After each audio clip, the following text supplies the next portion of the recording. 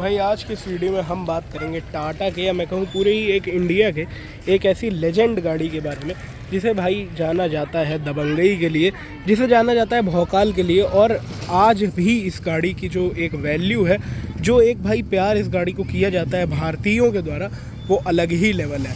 हम बात कर रहे हैं भाई टाटा सफारी डाइकॉर के बारे में। ठीक है, आज का ये जो वीडियो है इसके लिए एक ट्रिब्यूट है। इसमें मैं कुछ खास आपको चीज़ें इस कार के बारे में बताऊंगा जो कि डे वन से, जब से ये लॉन्च हुई है तब से इसके साथ में चली आ रही हैं। और भाई इस गाड़ी को जो इसकी स्पेशलिटी है वो कैसे है भाई, मतलब इस गाड़ी को जो चीज़ें स्पेशल बनाती हैं उनके बारे में बात करेंगे, और टाटा सफारी डाइकॉर की वापसी के बारे में भी बात करेंगे। ठीक है, तो भाई बने रहना वीडियो में और स्टार्ट कर लेते हैं अब इस वीडियो को यहाँ से। 1996 या 8 के आसपास जो है टाटा के पास में काफ़ी कम एसयूवीज़ थी, जैसे कि भाई टाटा सूमो और ये सारी गाड़ियाँ जो है मेरे हिसाब से थोड़ा बाद में ही है। उस वक्त भाई टाटा के पास में जो उनकी प्राइम एसयूवी थी वो थी टाटा सिएरा। ठीक है, और भाई टाटा सिएरा एक ऐसी गाड़ी थी जो कि बहुत ज़्यादा लोगों को पसंद थी, बट उस टाइम पे काफ़ी ज़्यादा एक्सपेंसिव भी थी। एनी विच वेज भाई उस टाइम पे एसयूवी का इतना ज़्यादा मार्केट नहीं था इंडिया में जितना आज की डेट में फ़िलहाल में है। भाई हर आदमी को एसयूवी ही चाहिए। उस टाइम पे बेसिक जो फोकस रहता था भाई, लोग मारुति 800 खरीदते थे, ज़्यादा प्रीमियम में अगर जाते थे तो फिर वो जो है मारुति 800 के अलावा एम्बेसडर और इन सारी गाड़ियों की तरफ जाते थे। उस टाइम पे एसयूवीज़ का चलन था नहीं। ठीक है, ऐसे वक्त में टाटा ने डिसाइड किया कि हम लॉन्च करेंगे अपनी टाटा सफारी। ठीक है भाई, तो सफारी गाड़ी जो है उस टाइम पे लॉन्च हुई थी 1998 में, और काफ़ी ज़्यादा ठीक ठाक उस टाइम पे इसका रिस्पॉन्स था। फिर 2012 के आसपास आके 2002 में जो है फिर उसका फेसलिफ्ट आया। फिर 2004 में भी कुछ माइनर चेंजेस के साथ रीलॉन्च किया गया, और 2004 के बाद से इस कार की जो सेल्स थी वो भाई बहुत ही ज़्यादा बढ़िया होने लगी। और सेल्स तो उतनी ज़्यादा फिर भी नहीं होती थी, क्योंकि भाई उस टाइम के हिसाब से ये गाड़ी 8-10 लाख रुपए में आती थी, और तब वो 8-10 लाख आज के 25-26 लाख रुपए के बराबर होता था। खैर अब तो फिर भी 25-26 लाख की गाड़ी कोई भी ले लेता है भाई, क्योंकि फाइनेंस और EMI वाले इतने सारे सिस्टम है ना, तो वहाँ पे जो है इतनी प्रॉब्लम नहीं होती है। बट तब नहीं था भाई ये सब। तब जो रियल पैसे वाले होते थे भाई वही इन सब कार्स को परचेज़ कर पाते थे, जैसे कि अपनी टाटा सफारी वगैरह। तो सेल्स उतनी ज़्यादा भले ना हुई हो, लेकिन भाई जो इस कार का रुतबा था वो अलग था। जो रिस्पेक्ट इस गाड़ी ने इंडियन मार्केट में उस टाइम पे बनाई थी भाई, वो बहुत ही ज़्यादा नेक्स्ट लेवल थी। और मतलब बड़े बड़े पॉलिटिशियंस, बड़े बड़े ऑफिसर्स, बड़े बड़ी जो बिजनेसमैन्स होते थे भाई, बदमाश होते थे, उन लोग की पहली पसंद टाटा सफारी डाइकॉर बन गई। अब उसके पीछे रीज़न से भाई, एक तो सबसे पहली चीज़ इसका स्टांस। ठीक है, जो इसकी एक रोड प्रेजेंस, इसकी जो ऊंचाई है भाई, जो कि आज की डेट में भी कोई मैच नहीं कर पा रहा है। जिस लेवल की हाइट इस कार में दी हुई थी, सस्पेंशंस, कंफर्ट, हर एक चीज़ में ये गाड़ी उस टाइम पे भाई बहुत ही ज़्यादा आगे थी। ठीक है, तो भाई क्यों ना इंसान इसमें जो है अपना पैसा डाले, क्यों ना इंसान इस कार को खरीदे। उस वक्त पे इस पे मेरे हिसाब से लगभग 3000 सीसी के आसपास का इंजन भी था, शायद मैं गलत हूँ, और एक पेट्रोल इंजन भी इसमें ऐड किया गया था। एक इंजन था जो टाटा 407 को पावर करता था, उसकी ट्यूनिंग वगैरह चेंज करके इसमें डाला गया था। ठीक है, सबसे ज़्यादा भाई इसका ये जो रियर में टेल गेट है, ये बहुत ही ज़्यादा बढ़िया चीज़ उस समय पर मानी गई, क्योंकि ये पहली गाड़ी थी जो इस चीज़ को ऑफर कर रही थी भाई। मतलब इंडिया में इसके बारे में उतना ज़्यादा नहीं जानते थे, बट उस टाइम पर ये गाड़ी थी। और मतलब यार आप खुद सोचो उस टाइम के हिसाब से जो फीचर्स ये कार ऑफर कर रही थी, और जिस तरीके की एक ओवरऑल जो पैकेज ये कार ऑफर कर रही थी भाई, वो आपको कहाँ ही मिलेगा।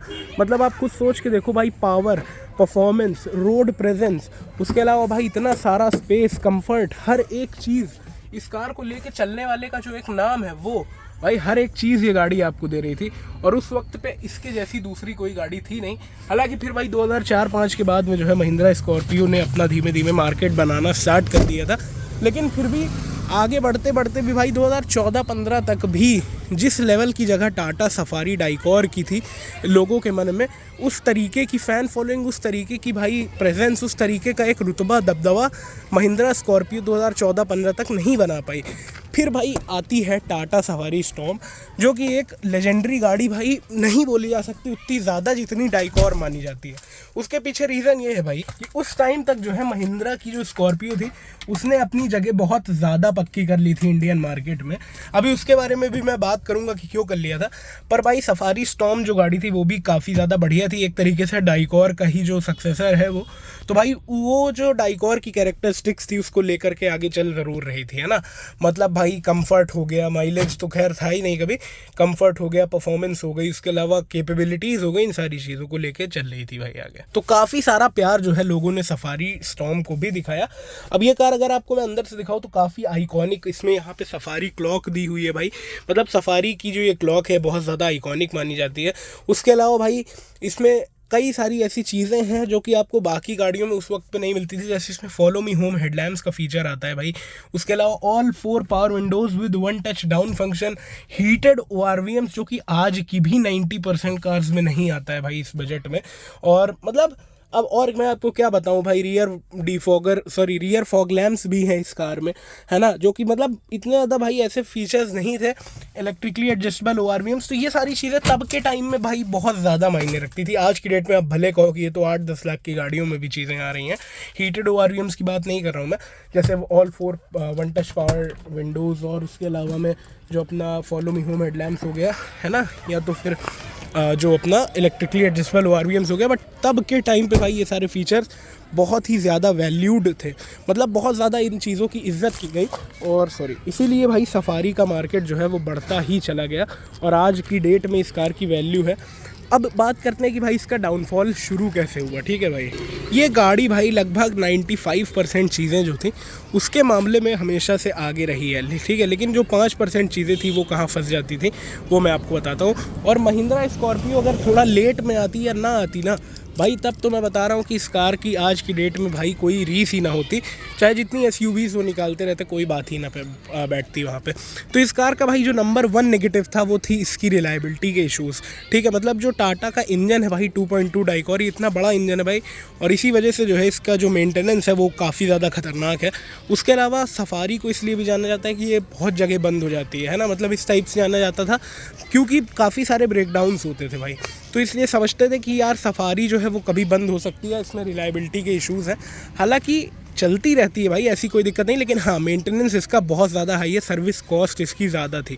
उसी जगह पे जो स्कॉर्पियो थी, देखो तब आपकी बुराई नहीं मानी जाती जब आप अकेले बुरे हो। अगर आप बुरे हो और आपके साथ कोई हल्का सा भी अच्छा होता है ना, तो भाई फिर आपको बुरा माना जाना स्टार्ट कर दिया जाता है। तो अब ये भाई सर्विस कॉस्ट इसकी ज़्यादा आ रही थी, वहीं पर स्कॉर्पियो गाड़ी भी सस्ती थी इससे, और उसकी सर्विस कॉस्ट भी कम थी। तो इस वजह से भाई स्कॉर्पियो की तरफ जो है थोड़ा सा ऐसे लोग ज़्यादा जाने लगे जो कि भाई जेब जिनकी थोड़ी सी हल्की रहती है, और इंडिया में ऐसे लोग ज़्यादा थे और ज़्यादा हैं भी। तो इस वजह से भाई स्कॉर्पियो को ज़्यादा पसंद किया जाने लगा, क्योंकि माइलेज और उसके अलावा लो मेंटेनेंस भाई इन सारी चीज़ों में वो गाड़ी थी। वक्त के साथ भाई टाटा की sales and after sale services जो थी वो भी काफ़ी ख़राब हो गई, मारपीट के इशूज़ आने लगे, और सर्विस में जो है काफ़ी सारे इशूज़ लोग फेस करने लगे। तो इस वजह से भाई टाटा जो है धीमे धीमे नीचे की तरफ जाने लगा। वहीं महिंद्रा जो है भाई सस्ती गाड़ी और सस्ती सर्विसेज प्रोवाइड कर रही थी, अच्छी सर्विसेज प्रोवाइड कर रही थी। तो इस वजह से महिंद्रा जो है वो काफ़ी हद तक इससे आगे निकलती गई और इसकी वैल्यू धीमे धीमे डाउन होती गई। जैसे ही चीज़ें भाई टाटा के लिए इम्प्रूव होना स्टार्ट हुई, जैसे कि भाई उनकी नेक्सॉन आई, बोल्ट आई और टियागो जेस्ट, ये सारी गाड़ियाँ आई, उस वक्त तक आते आते जो है टाटा ने कहीं ना कहीं मार्केट दोबारा कैप्चर करना स्टार्ट किया। बट भाई यहाँ पे जो है उनको पता नहीं क्या फील हुआ क्या नहीं भाई, उन्होंने जो है सफारी स्टॉर्म और डाइकॉर दोनों ही कम्प्लीटली बंद कर दी भाई। जिसके बाद में उन्होंने भाई अपनी हैरियर लॉन्च किया। उस बजट में लोगों को हैरियर पसंद आई, बट उनको आपत्ति थी कि भाई ये तो 5 सीटर ही है। तो उन्होंने 1 साल का वक्त और लिया और 1 साल बाद फिर उन्होंने लॉन्च कर दिया था अपनी भाई सफारी। मतलब 1-2 साल बाद हैरियर के लॉन्च के लगभग मुझे लगता है 19 में लॉन्च हुई थी भाई, और 21 के आसपास जो है अपनी सफारी नई वाली लॉन्च हो गई, जिसका नाम भाई 10 बार चेंज हुआ। पहले ग्रेविटास था, फिर कुछ और था, फिर सफारी हो गया, शायद ग्रेविटास के पहले कुछ और था, फिर सफारी हो गया। वो सिर्फ और सिर्फ एक कोशिश थी अपनी ग्रेविटास को भाई ज़्यादा बेचने का, क्योंकि देखो सबको पता है कि वो एज अ प्रोडक्ट एक ट्रैश है, और उसको बेचने के लिए सिर्फ और सिर्फ एक चीज़ कर सकते थे, वो था सफारी का नाम इस्तेमाल करना, और वही चीज़ उन्होंने बाखूबी किया। देखो मेरे हिसाब से ना भाई, उस प्रोडक्ट को आप बेच रहे हो तो कोई दिक्कत है नहीं। देखो उसकी जो पीछे की 2 सीट्स हैं भाई वो है इतनी ज़्यादा यूज़ में नहीं, ठीक है, मतलब सिर्फ और सिर्फ एक्सटेंड किया गया है हैरियर को ज़बरदस्ती। तो अगर आपको वो प्रोडक्ट लॉन्च करना था आप करते, बट अगर भाई सफारी डाइकॉर लॉन्च कर दी जाती उसके साथ में, और आज की डेट में अगर ये गाड़ी आती है ना भाई, कुछ माइनर चेंजेस करने हैं, जैसे मैं बताता हूँ क्या क्या। इसमें आप वही क्रायोटेक इंजन दे दो भाई 2000 सीसी वाला। उसके अलावा लुक्स जो है 90% इसकी सेम रखो भाई। इंटीरियर में आप काम करो जैसे आपने भाई अपनी पंच कह रहा हूँ, जैसे आपने अपने इंटीरियर्स में काम किया, कर्व में, सफारी में, हैरियर में, वैसा इसका इंटीरियर का काम करो भाई। प्रोजेक्टर हेडलैम्प्स डालो और लुक्स को 90% सेम रखो भाई। क्या चलेगी ये गाड़ी, मैं लिख सकता हूँ कहीं पे भी कि ये जो कार है भाई, ये अगर रीलॉन्च होती है तो बहुत ही ज़्यादा हिट कर जाएगी। और स्कॉर्पियो एन की तो मार्केट भाई कहाँ जाएगी किसी को पता भी नहीं चलेगा, क्योंकि अब टाटा का नाम काफ़ी ज़्यादा सुधर चुका है और लोग ख़रीदने भी लगे हैं। तो भाई अगर रीलॉन्च होती है ये, तो मुझे लगता है कि तबाही जो है होने वाली है। तो मैं आपसे भाई उम्मीद करता हूँ कि आप इस वीडियो को ज़्यादा से ज़्यादा शेयर करोगे। अगर आप चाहते हो कि भाई सफारी डाइकॉर रीलॉन्च हो, तो इस वीडियो को टाटा तक पहुँचा दो भाई, टाटा मोटर्स तक।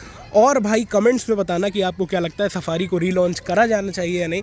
और भाई अगर आगे आपको और भी ज़्यादा सफारी डाइकॉर की वीडियोस देखनी है तो आप मेरे चैनल को सब्सक्राइब कर सकते हो। पहले भी मैंने बहुत सी वीडियोस अपलोड कर रखी हैं और आने वाले टाइम में भी सफारी के ऊपर अपना कंटेंट भाई चलता रहेगा हमेशा ही, क्योंकि भाई ये जो है अपनी जान है, ठीक है। तो सब्सक्राइब कर लेना भाई। कुछ भी डाउट हो तो आप कमेंट्स में पूछ सकते हो और इंस्टाग्राम का लिंक भी डिस्क्रिप्शन में मिल जाएगा। मिलते हैं न्यू वीडियो में। Thanks for watching, bye bye.